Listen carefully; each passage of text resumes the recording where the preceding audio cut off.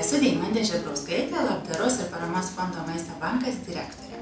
Maisto bankas yra tokia organizacija, kuri teikia paramą maistu skurdžiai gyvenantiems žmonėms arba jais besirūpinančiam organizacijom. 2010 metais Maisto bankas suteikė paramos už 10 milijonų litų, kas leido mums skurdžiai gyvenančių žmonės pamaitinti 6 milijonus kartų.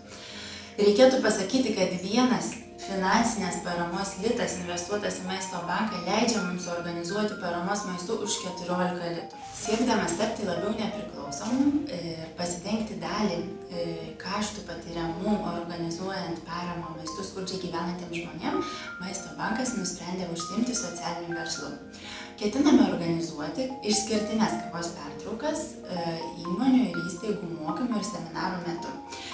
Kavos pertraukose bus pateikiami Lietuvos ūkininkų užauginti maisto produktai ir užsisakydamos šias kavos pertraukas įmonės ir įstaigos ne tik prisidės prie Maisto banko veiklos, bet taip pat parems Lietuvos ūkininkus.